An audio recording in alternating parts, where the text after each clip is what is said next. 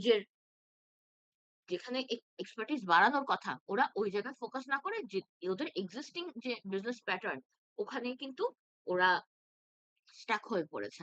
এখন মনে হতে পারে যে ড্রোন কি তাহলে খারাপ? এখন আমরা সবসময় ড্রোন কে খারাপ বলতে পারব না। আপনারা চিন্তা করে দেখেন অনেকগুলো বিজনেস আমরা দেখি কি ওরা কিন্তু ট্র্যাডিশনাল যেভাবে শুরু করেছিল ওই পদ্ধতিতেই থাকতে পছন্দ করে। ওরা কি করে? ওরা মনে করে যে ওদের পরিবর্তন দরকার নেই। ওরা যেমন আছে ওরা ওইটা দিয়েই মার্কেটে টিকে থাকতে পারবে। কিছু বিজনেস কিন্তু টিকেও যায় এভাবে। যেমন আপনার ফুড বিজনেস এর ক্ষেত্রে যেমন চিন্তা করেন, আমরা যদি আমাদের লোকাল কোনো একটা এক্সাম্পল এর ক্ষেত্রে যাই, যেমন যেমন কুমিল্লার মাতৃভান্ডার চিন্তা করে দেখেন। ওরা কিন্তু ড্রোন এন্টারপ্রেনার এর মধ্যে যায়। যে ওরা প্রচন্ড ট্র্যাডিশনাল। ওরা যেরকম ওরা আসছে এত বছর ওরা কিন্তু ওইটার মধ্যে পরিবর্তন আনতে চাচ্ছে না। অ্যান্ড ওরা কিন্তু মার্কেটে ভালোমতো সাস্টেইন করেও যাচ্ছে। কিন্তু টেক বেসড জিনিসপত্রের ক্ষেত্রে আপনি আসলে ড্রোন এন্টারপ্রেনার হয়ে খুব বেশি টিকে থাকাটা আমরা কম দেখি আরকি। ঠিক আছে? এই ৫ রকম ছিল আমার মেইন কি হলো? আমার টাইপ অফ এন্টারপ্রেনারশিপ। তাহলে আমি যদি এক বাক্যে বলি, স্কেলেবল ছিল কি? যেটা ইউনিক আইডিয়ার উপর বেস করে বড় পরিসরেই মার্কেটে আমি লঞ্চ করি। অ্যান্ড পরে ওটাকে আরো গ্রো করি। ইনোভেটিভ এন্টারপ্রেনার কি? যখন আমরা নতুন বা ইউনিক কোনো বিজনেস আইডিয়া লঞ্চ করছি এক্সিস্টিং কোনো একটা মার্কেটের জন্য। ইমিটেটিভ এন্টারপ্রেনার কি?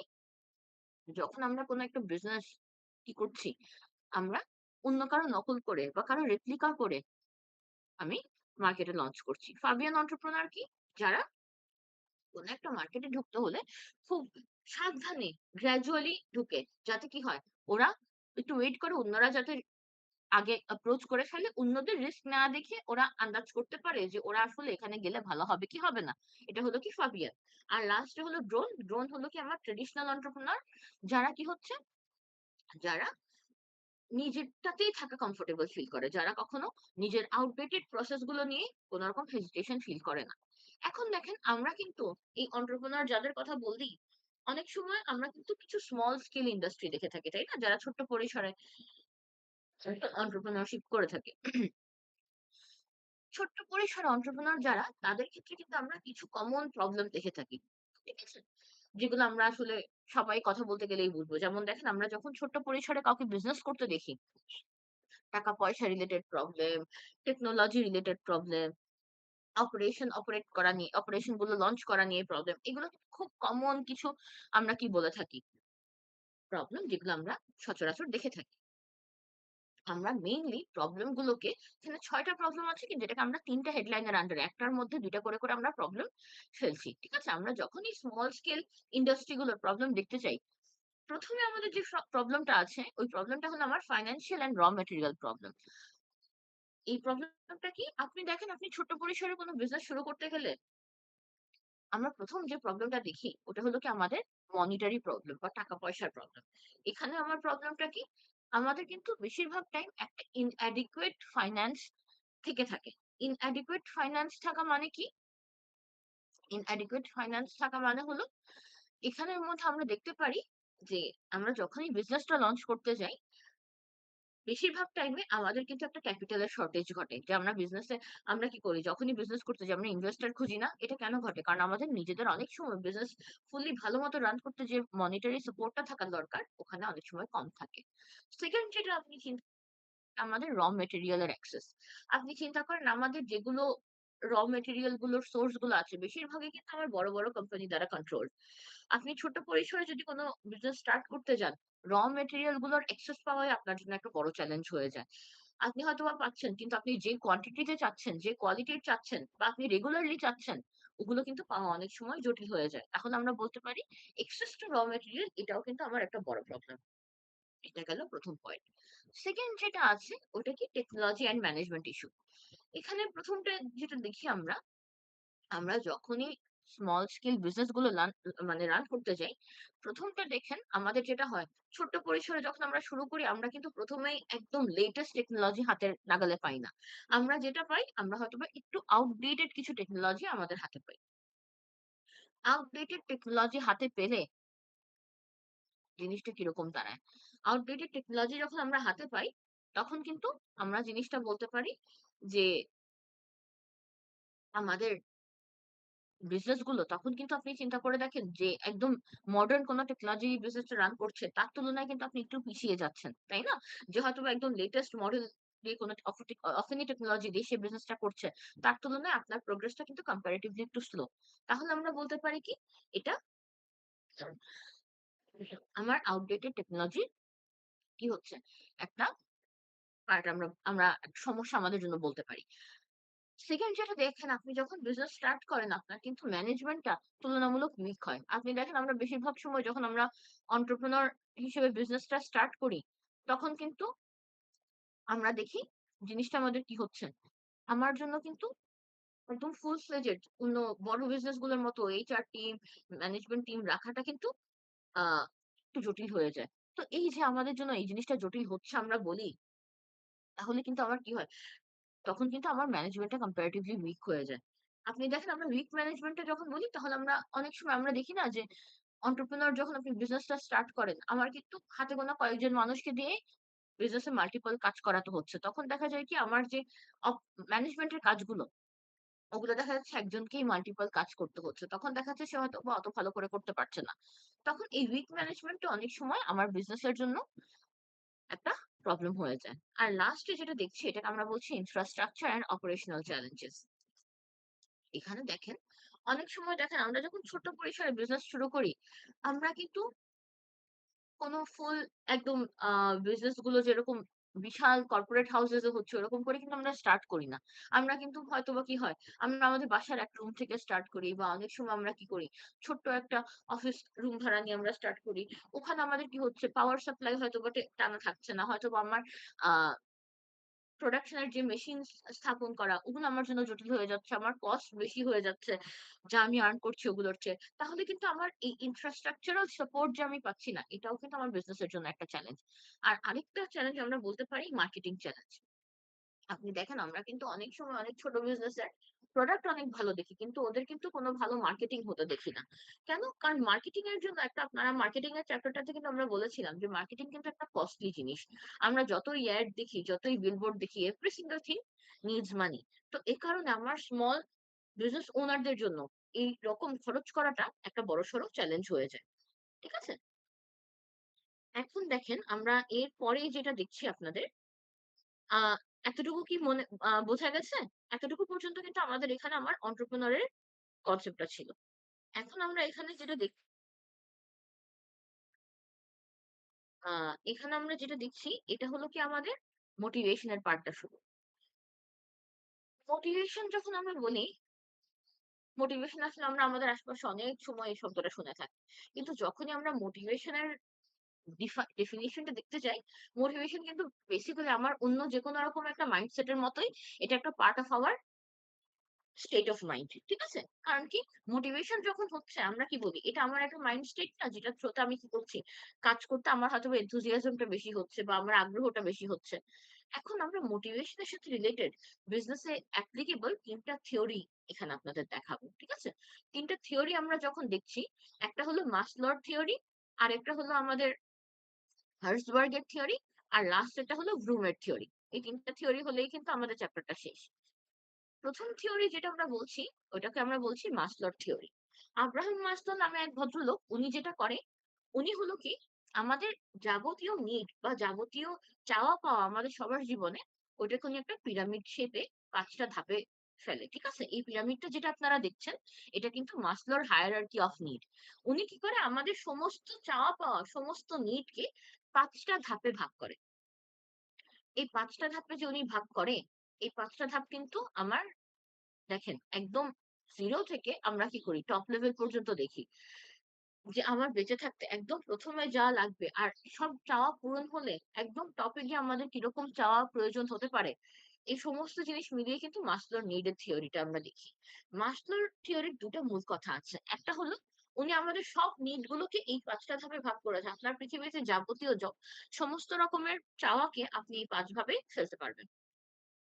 এখানে উনি একটা কথা বলেছে, এই ধাপগুলো আপনি কিন্তু একটা বাদ দিয়ে পরেরটাতে যেতে পারবেন না। যেকোনো মানুষের এই নিড গুলো একটা ধাপ পূরণ করেই কিন্তু পরেরটাতে যেতে হতে হবে। ঠিক আছে?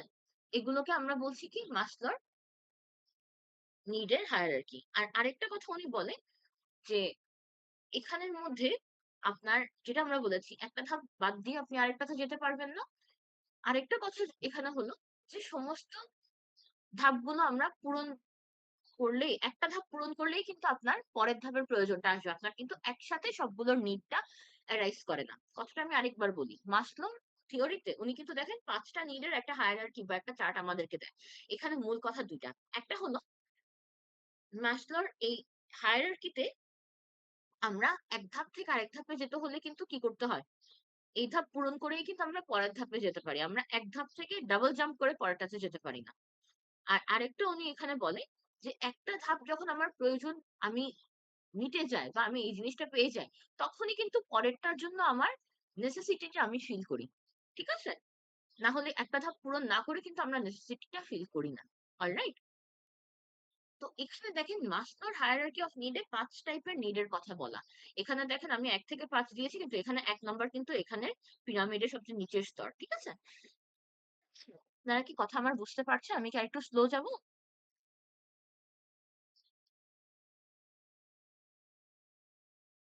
আমি বুঝছি। ওকে বাবা। এখানে দেখেন আমরা যে দেখছি এখানের মধ্যে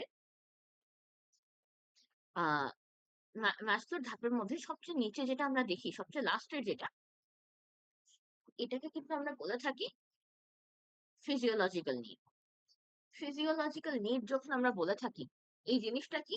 এই যে দেখেন আমার বেঁচে থাকার জন্য বেসিক যে জিনিস যেগুলো আমাদের আছে, যে আমার আপনি চিন্তা করে দেখেন, আমরা বেঁচে থাকতে আমাদের কি, কি লাগে? খাদ্য, বস্ত্র, বাসস্থান, শিক্ষা, চিকিৎসা এই জিনিসগুলো লাগে না? এগুলো কিন্তু আমার ফিজিওলজিক্যাল নিড এর মধ্যে পড়ছে। যেমন দেখেন আমরা যখনই ফিজিওলজিক্যাল নিড এর কথা বলি, আমরা খাবারের দরকার, শেল্টার এর দরকার, ঘুমানোর জায়গার দরকার, কাপড়ের দরকার। এই সমস্ত জিনিস কিন্তু আমার ফিজিওলজিক্যাল নিড। যখন আমার ফিজিওলজিক্যাল নিড টা পূরণ হয়, তখন কিন্তু আমার এর পরের ধাপের জন্য নেসেসিটি টা ফিল হয়। এর পরের ধাপটা কি? এর পরের ধাপটা হলো আমার সেফটি নিড। সেফটি নিড যখন আমরা বলি হুম, সেফটি নিড যখন আমরা বলি, সেফটি নিড গুলো হলো আপনি দেখেন ১ম ধাপে আপনার কি হচ্ছে? আপনার খাওয়া দরকার, থাকার জায়গা দরকার, ঘুমানোর জায়গা দরকার। ওই নিডটা আপনার ছিল। ওটা হলো কি ফিজিওলজিক্যাল নিড। ফিজিওলজিক্যাল নিডটা মনে রাখবেন বেঁচে থাকতে আমার যে সমস্ত জিনিসের প্রয়োজন আছে। এখন ওইটা যখন পূরণ হয়ে যায়, আমার মনে হবে না এখন আমার একটু কিন্তু সিকিউরিটিও দরকার। যে আমি হয়তোবা যে জায়গায় আছি, আমি আরেকটু সেফ কোন জায়গায় থাকলে ভালো হয়। আমি যে চাকরি করছি, হয়তোবা একটা জব গ্যারান্টি থাকলে ভালো হয়। যে খাবার খাচ্ছি হয়তোবা ওগুলো আরেকটু ভালো সেফ খাবার খেলে ভালো হয়। তার মানে আমার বেসিক নিড টা পূরণ হলে আমি ওগুলোর পরে আমি চাই কি একটা সেফটি নিড আমার arise করে। সেফটি নিড কি আমি যে জিনিসগুলো চাচ্ছি, ওগুলোর মধ্যে আমি আরেকটু সেফ লেভেলের জিনিসগুলো চাওয়া শুরু করি। ঠিক আছে? এখন দেখেন আপনার ফিজিওলজিক্যাল নিড ও পূরণ হলো, সেফটি নিড ও পূরণ হলো। ২ নাম্বার আপনি এখন দেখেন এখন কিন্তু আপনি একটা সেফ এনভায়রনমেন্ট এ আছেন। আপনার চাকরি গ্যারান্টিড, খাওয়া-দাওয়া সবগুলো ভালো মানের করছেন। ভালো ঘরবাড়ি আছে। এরপর গিয়ে আমাদের ৩ নাম্বার নিড টা অ্যারাইজ করে। ৩ নাম্বার নিড টা আমরা বলে থাকি আসলে সোশ্যাল নিড। সোশ্যাল নিড টাকে আমরা এখানের মধ্যে লাভ অ্যান্ড বিলঙ্গিং ও বলে থাকি।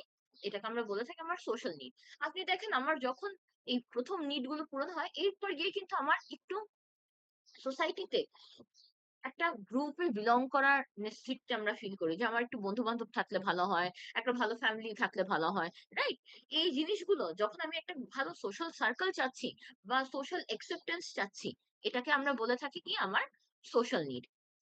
এখন দেখেন আমরা যদি ১ম ৩ টা ধাপের কথা বলে ফেলি, ১ম এ কি হচ্ছে? বেঁচে থাকতে যা, যা দরকার ফিজিওলজিক্যাল নিড ওগুলো পাচ্ছি। ওগুলো আমার কি হচ্ছে? পেয়ে গেলে আমার সেফটি নিড দরকার। যে আমি যা পাচ্ছি ওগুলো আমি সেফলি পাচ্ছি কিনা। আর সেফলি পেলে আমার ৩ নাম্বার যে নিডটা ওইটার জাগ্রত হয় যেটা কি? আমার সোশ্যাল নিড। যে আমি যেখানে থাকছি ওখানে আমার অ্যাকসেপ্টেন্স কিরকম? মানুষজন আমাকে পছন্দ করছে কিনা। এতটুকু পর্যন্ত আমার সোশ্যাল নিড। এখন দেখেন আপনি এসবই পেলেন। ৪ নাম্বার ধাপে গিয়ে আমাদের কিন্তু কি হয়? একটু, একটু সেলফ এস্টিম নিড গুলো আসতে থাকে। সেলফ এস্টিম নিড গুলো কি? সেলফ এস্টিম নিড গুলো হলো এই যে আমরা সবাই যে একটা রিকগনিশন চাই। আমরা চাই যে সবাই আমাদের প্রশংসা করুক, আমাদেরকে সম্মান দিক, আমাদেরকে কি করুক? আমরা চাকরি করলে ওখানে প্রমোশন পাই। আমাকে আশপাশে যারা আছে সবাই একটু কি হয় রেসপেক্ট করুক। এই জিনিসটাকে আমরা বলে থাকি এস্টিম নিড। এস্টিম নিডটা যখন আমার পূরণ হয়, বেশিরভাগ মানুষ কিন্তু দেখেন আমাদের জীবনে আমরা এস্টিম নিড পর্যন্তই যেতে পারি। একদম টপ লেভেলের আমাদের নিডটাকে আমরা বলে থাকি সেলফ অ্যাকচুয়ালাইজেশন নিড। অ্যাকচুয়ালাইজেশন নিডটা আমরা বলতে পারি জিনিসটা হলো কি? আমরা দেখেন একটা লেভেলে গিয়ে যখন আপনি দেখেন সবগুলো পেয়ে গেলেন। দেখেন অ্যাকচুয়ালাইজেশন কিন্তু আমরা 0 থেকে অ্যাকচুয়ালাইজেশন এ যেতে পারি না। আপনি ধরেন ১ থেকে ৪ পর্যন্ত আপনার সমস্ত নিড পূরণ হয়ে গেল। যে আপনি ভালো আছেন, আপনার বেঁচে থাকার নিড গুলো পূরণ হচ্ছে, সেফ আছেন, ভালো একটা সোশ্যাল গ্রুপে আছেন, আপনি প্রশংসা পাচ্ছেন। এরপর গিয়ে দেখবেন একটা লেভেলে আমরা দেখি, যখন আমার কি হয়, আগের এগুলো সব আর স্পর্শ করে না। আমার কিন্তু কি মনে হয়, তখন মনে হয় যে না, আমরা শুধু নিজের পার্সোনাল ডেভেলপমেন্ট এ ফোকাস করব। যে আমি যেটা করতে ভালো লাগে শুধু ওইটা করব। হয়তোবা আমি নিজের লেভেল বেস্ট টা করার চেষ্টা করব। আমরা অনেক সময় দেখি না যে মাঝে মধ্যে কিন্তু আমরা নিউজ আর্টিকেল দেখি যে অমুক মিলিয়নিয়ার তার সমস্ত টাকা-পয়সা কি করছে? বিভিন্ন দাতব্য সংস্থায় দান করে দিয়ে কোন এক জায়গায় ছোট্ট একটা বাড়ি করে থাকতে চলে গেছে। কারণ কি? তখন কিন্তু তার actualization stage টা চলছে। তার আগের সবগুলো পূরণ হয়ে গেছে। এগুলো এখন আর তার দরকার হচ্ছে না। সে এখন কি করছে? নিজে যেটা করতে ভালো লাগে, ওইটা কিন্তু সে করায় ফোকাস করছে। এটাকে আমরা বলি actualization। বেশিরভাগ মানুষ কিন্তু আমাদের লাইফে actualization stage পর্যন্ত আমরা যেতে পারি না। আমরা esteem পর্যন্তই আমাদের লাইফটা সীমাবদ্ধ করে রাখি। এখন বিজনেস এর ক্ষেত্রেও আপনি দেখেন জিনিসটা আমাদের কিভাবে করে কাজে আসে। বিজনেস এর ক্ষেত্রেও আপনার কিন্তু মাসলোর নিড অনুযায়ী জিনিসটা অনেকটা রান করে। আপনি যখন কোন এমপ্লয়ি কে ১ম এ চাকরিতে দিবেন, একদম বিগিনিং এ তার কিন্তু ফিজিওলজিক্যাল নিড টা কাজ করে যে এই চাকরির থ্রোতে কি হয় তার জীবিকা নির্বাহ করতে হবে। সেকেন্ডলি নেয়ার পরে সে কিন্তু কি চাইবে যে তার জব গ্যারান্টি আছে কিনা, তারকে যে রিসোর্স গুলো দেওয়া হচ্ছে ওগুলো গ্যারান্টিড কিনা, সেফ কিনা, রাইট? এরপর গিয়ে সে চাইবে কি একটা ভালো গ্রুপে বিলং করতে, তার ওয়ার্ক ফ্রেন্ডস থাকতে, ভালো একটা জব সার্কেল হতে। তারপর গিয়ে সে আস্তে, আস্তে কি করবে? সে প্রমোশন চাইবে, রিকগনিশন চাইবে। আর লাস্ট এ তার কিন্তু অ্যাকচুয়ালাইজেশন স্টেজ টা হয়। যখন কি হয়? এমপ্লয়ি নিজের গ্রোথ এর জন্য কাজ করতে চাইবে রাদার দ্যান বাইরের কোনো পুরস্কার। এটা হলো কি আমার ১ম যে থিওরিটা মোটিভেশন এর। এটাকে আমরা বলছি মাসলার নিড অফ হায়ারার্কি। আমি আবার বলছি আপনারা চাইলে রেকর্ড করে রাখতে পারেন। যেহেতু আপনাদের অনেকে ক্লাস করছে, অনেকে করছে না। Whatever you think. আ এরপরে আপনারা দেখেন 2nd যেটা আমরা দেখছি, 2nd টাকে আমরা বলে থাকি হার্জবার্গস 2 ফ্যাক্টর থিওরি। আমরা হার্জবার্গস এর 2 ফ্যাক্টর থিওরি যখন বলে থাকি, এটা হলো কি মাসলোর থিওরি কি আপনারা বুঝতে পেরেছেন?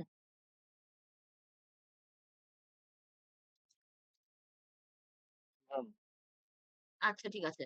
আপনারা তো এখানে মনে হয় ২ সেকশনের মানুষজনই আছেন, তাই না? হুম। ওকে, ওকে। আচ্ছা, আপনারা রেকর্ডিং রাখছেন কেউ?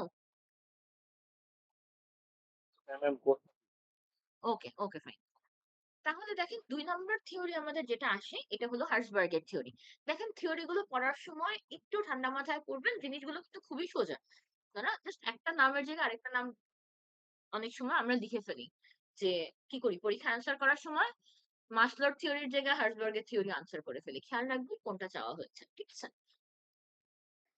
2nd থিওরি যেটা আমরা দেখি এটাকে আমরা বলছি হার্জবার্গের থিওরি। হার্জবার্গের থিওরিটাকে আমরা 2 ফ্যাক্টর থিওরিও বলে থাকি। এখানে দেখেন, এখানে হার্জবার্গ আমাদের চাওয়াটাকে যেমন দেখেন মাসলো আমাদের চাওয়াটাকে যেরকম ৫ ভাগে ভাগ করে, হার্জবার্গ সিমিলারলি আমাদের চাওয়াটাকে ২ ভাগে ভাগ করে। এই চাওয়াগুলোকে একটাকে সে বলে হাইজিন ফ্যাক্টর, আরেকটাকে বলে মোটিভেটিং ফ্যাক্টর। এখন হাইজিন ফ্যাক্টর জিনিসটা কি? হাইজিন ফ্যাক্টর যখন আমরা বলছি, হাইজিন ফ্যাক্টর হলো আপনি দেখেন আমরা ওয়ার্ক প্লেস এমন কিছু জিনিস থাকে যেগুলো থাকলে আমার মোটিভেশন বাড়ে না। কিন্তু এগুলো না থাকলে আমার মোটিভেশনটা কমে যায়। ঠিক আছে? এই ফ্যাক্টর গুলোকে আমরা বলে থাকি হাইজিন ফ্যাক্টর। কথাটা আরেকবার বলি। হাইজিন ফ্যাক্টর মানে হলো কি? আপনি দেখেন ওয়ার্ক প্লেস এ আমাদের কিছু ফ্যাক্টর থাকে যেগুলো থাকলে আমরা মোটিভেটেড হই না। কিন্তু এগুলো না থাকলে আমার কাজের ইচ্ছা কমতে থাকে। এ কারণে হাইজিন ফ্যাক্টর গুলোকে কিন্তু আমরা ডিসস্যাটিসফায়ার বলে থাকি। এখন হাইজিন ফ্যাক্টর গুলো কোনগুলো? যেমন চিন্তা করে দেখেন, যেমন খুব সহজ এক্সাম্পল। আপনি চিন্তা করে দেখেন আপনি ইউএপি তে ক্লাস করছেন। আপনার হঠাৎ করে এসি নষ্ট হয়ে গেল।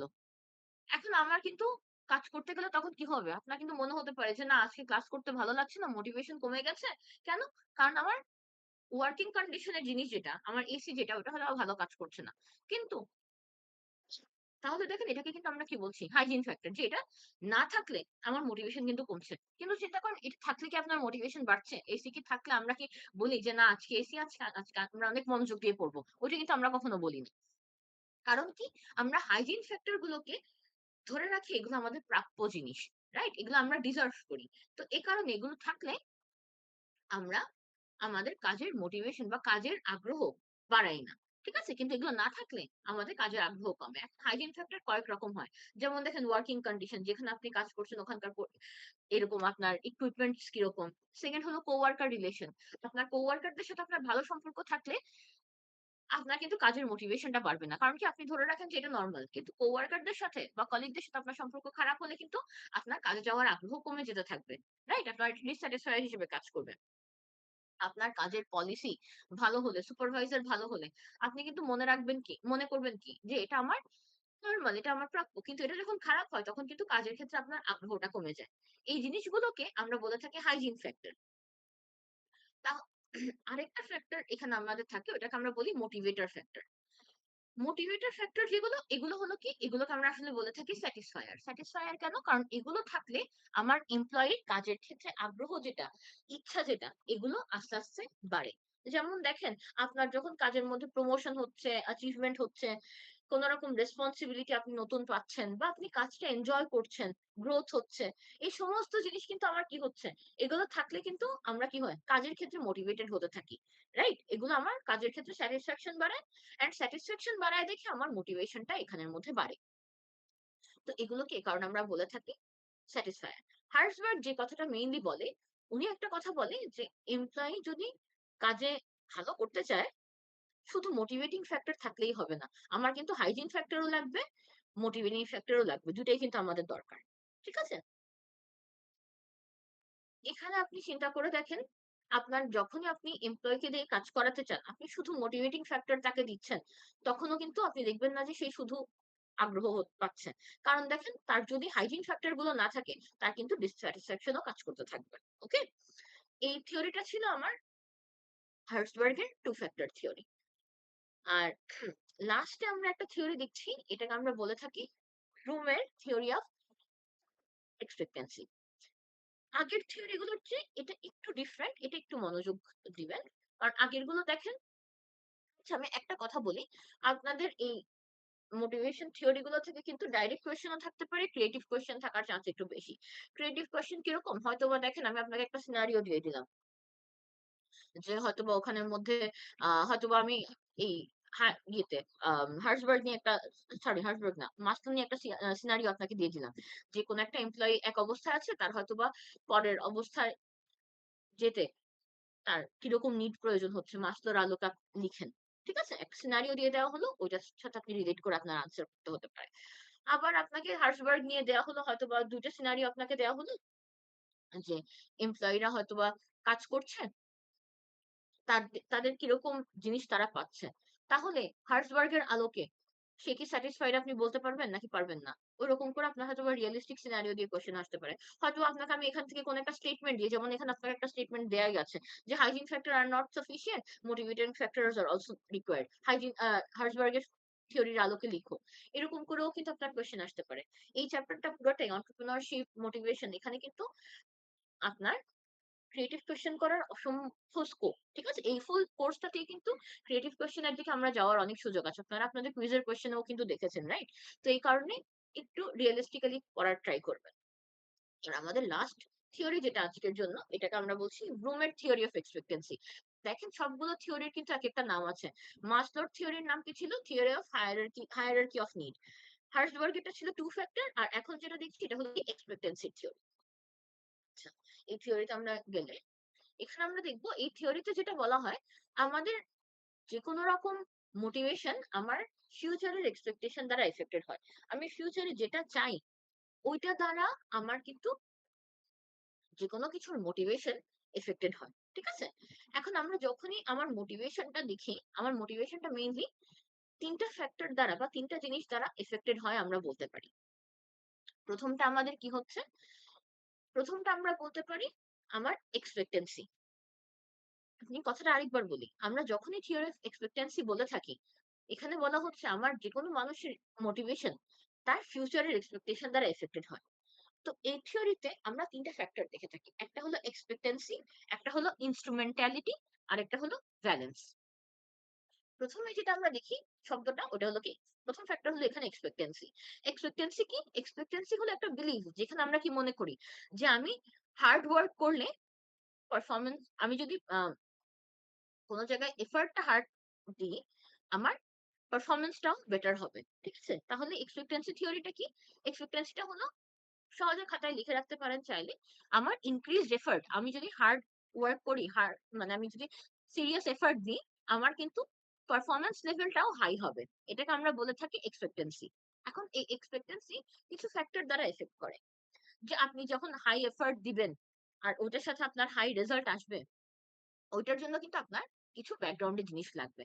যেমন দেখেন আপনার কিন্তু appropriate রিসোর্স থাকতে হবে। দেখেন আপনার রিসোর্স নাই কিন্তু আপনি পরিশ্রম করছেন। আপনার কিন্তু ভালো রেজাল্ট আসবে না।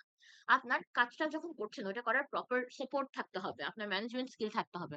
তখনই কিন্তু আপনি কি বলতে পারবেন যে আপনি হাই ওয়ার্ক করলে বা হাই এফোর্ট দিলে আপনার হাই একটা পারফরম্যান্স হবে। এটা হলো এক্সপেক্টেন্সি থিওরি। এক্সপেক্টেন্সি থিওরি আমি যদি এক সেন্টেন্সে বলি জিনিসটা হবে হাই এফোর্ট বা increased effort will lead to increased performance. এটা কয়েকটা ফ্যাক্টর দ্বারা এফেক্টেড যেমন মেটেরিয়াল, ম্যানেজমেন্ট স্কিল, তোমার অর্গানাইজেশনাল সাপোর্ট এই সমস্ত কিছু। সেকেন্ড যেটা দেখছি এটাকে আমরা বলি ইন্সট্রুমেন্টালিটি। এক্সপেক্ট পারফরম্যান্সটা বা আমার কাজটা একটা ভালো পারফরম্যান্স আমি দেখবো ওখানে। ইন্সট্রুমেন্টালিটি কি বলছে? আমি যখন হাই পারফর্ম করব, দেখেন ১ম টা আমার কি হচ্ছে? হাই পারফরম্যান্স পাবো পর্যন্ত আমি হাই এফোর্ট দিলে হাই পারফরম্যান্স পাবোতে গিয়ে শেষ হচ্ছে। এই জায়গা থেকে কিন্তু আমার ইন্সট্রুমেন্টালিটিটা কিন্তু শুরু হচ্ছে। যখন আমি ভালো পারফর্ম করব, আমরা কিন্তু মনে করি কি এখানে আমার ব্যক্তিগতভাবে আমি কোনো ভ্যালুয়েবল কিছু একটা পাবো। এই জিনিসটাকে আমরা ইন্সট্রুমেন্টালিটি বলি। কথাটা আরেকবার বলি। ইন্সট্রুমেন্টালিটি কি? ইন্সট্রুমেন্টালিটির বিলিফটাই হলো আমরা যখনই ভালো পারফর্ম করি, আমার জন্য ওখানে একটা ভালো আউটকাম আছে। ঠিক আছে? এটাকে আমরা বলছি ইন্সট্রুমেন্টালিটি। আমি যদি আরেকবার ১ম ২ টা বলি, এখানে বারবার বলছি কেন আমরা এখানে কনফিউজড হয়ে যাই। এক্সপেক্টেন্সি মানে কি? আমি হাই এফোর্ট দিলে একটা হাই পারফরম্যান্স আসবে। পারফরম্যান্স আসা পর্যন্তই কিন্তু আমার এক্সপেক্টেন্সি শেষ। ইন্সট্রুমেন্টালিটি কি বলছে? ইন্সট্রুমেন্টালিটি বলছে আমি যখন ভালো পারফর্ম করি, ওখানে আমি ভালো কোনো কিছু পার্সোনাল গুড আউটকাম ওখান থেকে আমি নিশ্চয়ই পাবো। ঠিক আছে? আমি ভালো পারফর্ম করলে আমি একটা গুড আউটকাম পার্সোনালি পেয়ে থাকবো। এটা হচ্ছে ইন্সট্রুমেন্টালিটি। ইন্সট্রুমেন্টালিটি যখন আমরা বলি যে এই যে আমি ভালো কিছু পার্সোনালি পাবো, এটা কিন্তু ২ টা ফ্যাক্টর দ্বারা এফেক্টেড হয়। এখানে কি লেখা দেখেন? একটা হলো ট্রাস্ট আরেকটা হলো ট্রান্সপারেন্সি। আমরা যখন ইন্সট্রুমেন্টালিটি বলি, আমার ইন্সট্রুমেন্টালিটি কাজে আসবে কি আসবে না, ওটা ডিপেন্ড করছে ২ টা জিনিসের উপর। ফার্স্ট টা হলো trust in the people, second হলো transparency in the process.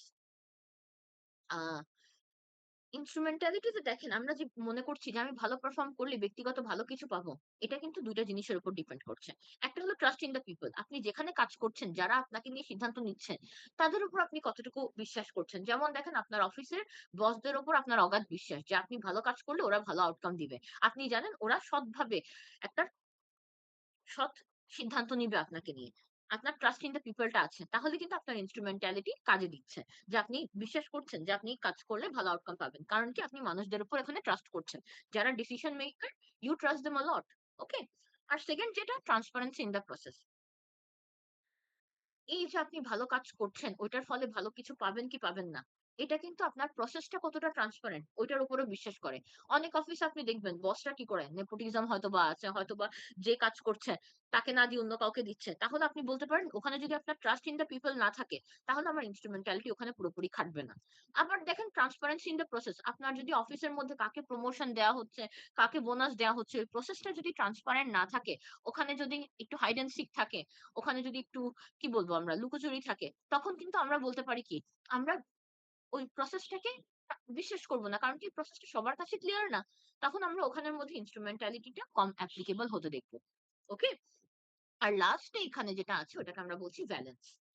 Valence কথাটা দেখেন এখান পর্যন্ত কিন্তু আমার এক্সপেকটেশন এর কথা হলো।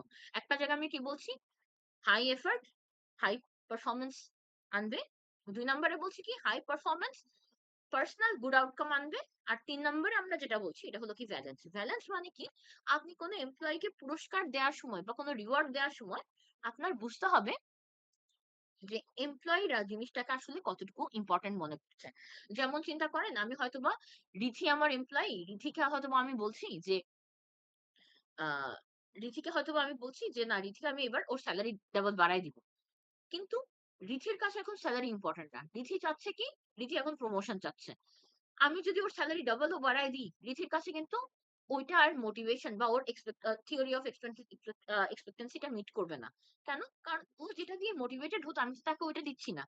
ব্যালেন্স এ কারণে একটা ইম্পোর্টেন্ট কনসেপ্ট কারণ ব্যালেন্স আমাদেরকে শিখায় যে কোন রিওয়ার্ড দেওয়ার সময় আমাদের খেয়াল রাখতে হবে আমি যাকে রিওয়ার্ডটা দিচ্ছি তার কাছে জিনিসটা কতটা ইম্পোর্টেন্ট রাদার দেন যে দিচ্ছে তার কাছে এটা কত ইম্পোর্টেন্ট। ঠিক আছে? তাহলে দেখেন এই কারণে অর্গানাইজেশনে যখনই কোন রিওয়ার্ড আমরা দিই, আমার দেখতে হবে আমি যাকে দিচ্ছি তার কাছে ওইটা কতটুকু প্রয়োজন। ওই অনুযায়ী কিন্তু আমরা রিওয়ার্ডটা দিব। ওকে? তো এতটুকু ছিল আমাদের লাস্ট চ্যাপ্টার। আমাদের সিলেবাস এতটুকুই ছিল আপনাদের। আ আমাদের আসলে এই ক্লাসটাতে আমরা র‍্যাপ আপ করে ফেলতে পেরেছি। আমরা যদি আপনাদের সিলেবাস বলি, আপনাদের মিড এর পর থেকে আমরা যা পড়েছি। তার মানে টপিক 3, 4, 5, 6 আমরা যা পড়েছি এখান থেকেই আপনাদের কিন্তু আমার ৬ টা কোয়েশ্চেন হবে। আমি যদি কোয়েশ্চেন এর কিছু বলছেন? প্যাটার্ন নিয়ে বলতে যাই, আমার ৬ টা কোয়েশ্চেন আপনাদের থাকবে ফাইনালি। ৬ টা থেকে আপনার এনি 5 আনসার করতে হবে। ৫ টা কোয়েশ্চেন হলো ওই ৫ মানে প্রতিটা কোয়েশ্চেন এর মধ্যে আপনারা দেখবেন ১ থেকে ৫ পর্যন্ত হলো আপনার ১০ মার্কের কোয়েশ্চেন গুলো, ওই ১০ মার্কে কি ভিতরে A, B ৫ মার্ক ৫ মার্কের ২ টা কোয়েশ্চেন ওরকম করে আমার মার্কিংটা থাকে মোস্ট অফ দ্যা টাইম। তো ওরকম করে আপনার হয়তোবা থাকবে। আর ৬ নাম্বার যে কোয়েশ্চেনটা ওইটা হলো কি শর্ট নোটের একটা কোয়েশ্চেন। আপনারা মিড টার্ম এ দেখেছেন না একটা কোয়েশ্চেন ছিল যে ১ নাম্বারের কিছু আ শর্ট নোট বা ডেফিনিশন লিখতে হয়েছে। ঐরকম এখানেও নাম্বার কোয়েশ্চেনটা এরকম শর্ট নোটের উপর বেসিস করে থাকবে। এখানেও আপনার কি হতে হয় আপনার ৬ টা শর্ট নোটের কনসেপ্ট দেয়া থাকবে। ওখান থেকে এনি ৫ শর্ট নোট আপনি আনসার করবেন। ঠিক আছে? আ বোঝা গেছে কোয়েশ্চেন এর প্যাটার্ন? হুম। আচ্ছা। আপনারা টপিক ৩, ৪, ৫, ৬ সবই ভালোমতো পড়বেন। এগুলো সবগুলোই আসলে কোয়েশ্চেন এর জন্য ইম্পোর্টেন্ট। কোনটাই আসলে বাদ দিবেন না। কারণ এখানে চ্যাপ্টারই ৪ টা। এখানে দেখবেন আপনার চ্যাপ্টার ৪ টা একটু বড় অন্যগুলোর চেয়ে। আ কিন্তু টপিক ৩ বলেন, ৫ বলেন, ৬ বলেন এগুলো কিন্তু কম্পারেটিভলি ছোট, ছোট। তো এগুলো কিন্তু পড়তে আপনাদের খুব জটিল কোন কিছু হবে না। আপনাদের যদি কোন কনসেপ্ট বা কোন কিছু কম বুঝছেন মতো লাগে, আপনারা আমার সাথে পিএল এর টাইমে আমি থাকবো ইনশাআল্লাহ ক্যাম্পাসে সব দিন। আপনারা আমার সাথে জাস্ট একটা কল করে আমার সাথে দেখা করতে চলে আসবেন। আর যদি কোন কিছু মনে হয় যে আপনাদের বুঝতে অসুবিধা হচ্ছে, সিমিলারলি একটা কল করলে সিআর কেও বলতে হবে না। আপনারা নিজেরা আসলেই দেখা করতে পারবেন। আপনাদের মার্ক গুলো আমি এই উইকের মধ্যে ইনশাআল্লাহ ক্লাসরুমে আপলোড করে দিব। কোন অসুবিধা হলে ইন্ডিভিজুয়ালি মেইল করার চেয়ে আপনারা একটা কাজ করবেন। আপনারা হয় না অনেক সময় যোগ বিয়োগে ভুল হতে পারে, অনেক সময় অসুবিধা হতে পারে। যদি কোন মার্কে এরকম ক্যালকুলেশন এ অসুবিধা হয় আপনাদের, আপনারা আপনাদের সিআর এর সাথে একটু যোগাযোগ করবেন। এই সেকশনের আনাস সরি বি সেকশনের আনাস আছে, এ সেকশনের রিথি আছে। আচ্ছা ম্যাম, আপনারা হ্যালো? জি ম্যাম ওই যে কেস স্টাডি যে বিষয়টা সেটার অ্যাসাইনমেন্ট তো আজকে জমা দিব। এটার কি হার্ড কপি আবার জমা দেওয়া লাগবে? না, শুধু soft copy. Soft soft copy copy? আপনারা কিন্তু হ্যান্ড রিটেন দিবেন আরকি। ওটা তো বলেছি, তাই না? আচ্ছা। হ্যাঁ, ওগুলো ছবি তুলে ওখানে ওই আপনারা ওই অ্যাসাইনমেন্ট এর জায়গায় জমা দিয়ে দিবেন। ম্যাম আপনাদের এটা কি টুইস্ট জাস্ট আইডিয়া নিয়ে কি লিখে দিব নাকি একটা প্ল্যান ক্রিয়েট করে তারপরে সেটা মানে লিখতে হবে? ওখানে যেটা আছে ঐরকম করেই আপনি লিখবেন। হেডলাইনটা বুঝে ওইটা অনুযায়ী জিনিসটা। কারণ আপনি ওখানে দেখেন 5 মার্কের জন্য আপনি আইডিয়াটা নিয়ে আপনার কিন্তু ওইটা নিয়েই কথাবার্তা বলার। তাই এক্সাম্পল না? কি দিতে হবে ম্যাম? আহ আপনি যখন আইডিয়াটা দিয়ে আপনি জিনিসটা বলবেন, ওইটার ভিতরে আপনি ওইটার সাথে রিলেট করেই আপনার জিনিসটা আসবে। বাইরের কোনো এক্সাম্পল I don't think খুব বেশি নেসেসারি। আচ্ছা ঠিক আছে। ওখানের ভিতরে আপনার জিনিসটাই কিন্তু এনাফ কনটেন্ট হয়ে যাবে আপনার। ঠিক আছে? আচ্ছা। আচ্ছা, আপনারা একটু ডেডলাইন এর মধ্যে আজকে যেমন ডেডলাইন ছিল আপনাদের আমি ১০ দিন নাকি ৭ দিন সময় দিয়েছি। একটু আজকের মধ্যে এটা দিয়ে ফেলবেন। কারণ আপনারা ওইটা দিলে আমি কিন্তু ওইটার মার্কটা তুলে ফেলতে পারব।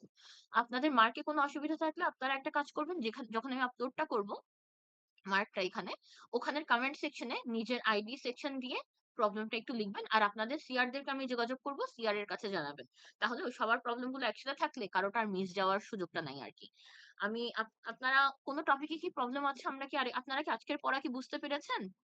জি ম্যাম। আচ্ছা। জি ম্যাম। কোন টপিক কি আমরা আর আলোচনা করব? নাকি আপনারা পরীক্ষার পড়া মনে হয় এখনো শুরু হয়নি, তাই না?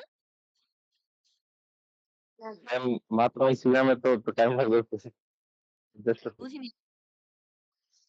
ম্যাম দেশের বাড়িতে আসছি তো টাইম লাগতেছে।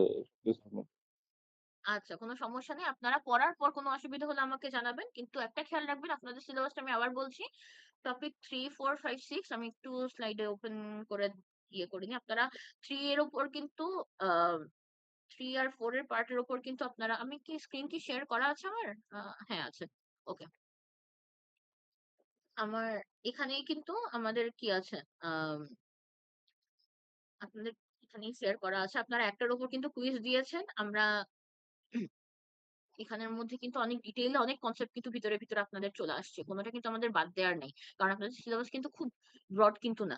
যেগুলো আছে মানে সবই পড়েছেন। বারবার ক্লাস আমরা ডিসকাস করেছি। কোন কিছু নিয়ে অসুবিধা হলে একটু খেয়াল রাখবেন। এগুলো সবগুলো থেকে আসলে মিক্সড কোয়েশ্চেনই হবে। কোনটা আসলে বাদ দেওয়ার স্কোপ নাই। একটু ক্রিয়েটিভ কিছু কোয়েশ্চেন থাকবে। শুধু সবগুলোই যে আপনার ডাইরেক্ট ইয়েতে থাকবে ওরকম কোন স্কোপ নাই। আপনাদের মার্কেটিং এর আর এই লাস্টের যে ২ টা চ্যাপ্টার আমরা পড়েছি, মার্কেটিং থেকে যেমন আমাদের আ ফুল একটা সেপারেট কোয়েশ্চেন আসবে। ওইটা ভালোমতো পড়বেন। কারণ মার্কেটিং এর সাথে অন্য কোনটা মিক্স করার আসলে আমাদের খুব একটা স্কোপ বেশি নাই। আমরা মার্কেটিং থেকে সেপারেট একটা কোয়েশ্চেন রাখবোই ১০ মার্কের। আ entrepreneurship, মোটিভেশন ওগুলো থেকে এই চ্যাপ্টার থেকে তো মাস্ট কোয়েশ্চেন আসবে এটা তো আপনারা বুঝতেই পারছেন। এখানেও জিনিসটা আছে। টপিক 3 আর 4 যেটা আছে এগুলো মিলিয়ে বেশ কিছু কোয়েশ্চেন আসবে। ঠিক আছে? তো এই কারণে পড়তে গেলে সবগুলোই আসলে পড়বেন। এখানে আসলে কোনটাই আমাদের বাদ দেওয়ার না। 3, 4, 5, 6 সবগুলোই খুব ভালো মতো পড়বেন। আর কোন রকম টপিকে কোন অসুবিধা হলে আ আপনারা যখন পড়া শুরু করবেন আমার কাছে রিচ আউট করবেন। আমি দরকার পড়লে ওয়ান অন ওয়ান আপনারা যদি APL এর টাইমেও কোন অসুবিধা হয়, আমি দরকার পড়লে ওই টপিকটা নিয়ে আমি আরেকবার দরকার পড়লে আপনাদের সাথে আলোচনা করে নিবো আরকি। ঠিক আছে? তো বেস্ট অফ লাক। ভালো থাকবেন বাবারা। আপনাদের মার্ক পেয়ে যাবেন এর মধ্যে এই বন্ধের মধ্যে ইনশাল্লাহ। আ তাহলে আমরা আজকের মতো র‍্যাপ আপ করে দিচ্ছি। আপনারা রেকর্ড করেছেন না? রেকর্ড করে থাকলে রেকর্ডিংটা চাইলে এই ক্লাসরুমের মধ্যেই আপনারা এখানে আপলোড করে দিতে পারেন। ঠিক আছে? এখানে আপলোড করলেই ম্যাম, যারা মিস করেছে তারা পেয়ে যাবে আরকি। হ্যাঁ, বলেন বাবা? ম্যাম প্রজেক্টের মার্ক তো কি দিয়ে দিবেন এই যে অ্যাসাইনমেন্ট যেটা দিয়েছিলেন? আমি আপনাদের আজকে তো অনেকে সাবমিটটা করবে। আপনাদের ওইটার আমার যখন না ম্যাম কুইজটা হয়ে আজকেরটা না। কোনটার বাবা? এই যে যেটা আগের যেটা ম্যাম ওই যে একটা বিজনেস নিয়ে, অ্যান্টি বিজনেস যে। ও আচ্ছা, অ্যাসাইনমেন্ট এরটা। আমি আপনাদেরকে বাবা জি। মার্ক দিলে ওই একসাথে ৫০ মানে ৫০ না সরি ওই ৩০ এর মার্কটা ২০ তো আগেই পেয়েছেন মিড টার্ম এ। ওই ৩০ এর মার্ক একসাথেই দিয়ে দিব। Okay ma'am. ওই ফাইলটাই আপলোড করব। ওখানে ওই পুরোটাতে আপনাদের কোনো অসুবিধা হলে তখন আরকি রিচ আউট টা করবে আমাকে। ঠিক আছে? আর কিছু জিজ্ঞেস করার আছে? আচ্ছা, আ যিনি রেকর্ড করেছেন এখানেই আপলোড করে দিয়েন ক্লাসরুমে। তাহলে ওরা বুঝতে পারবে কোন কিছু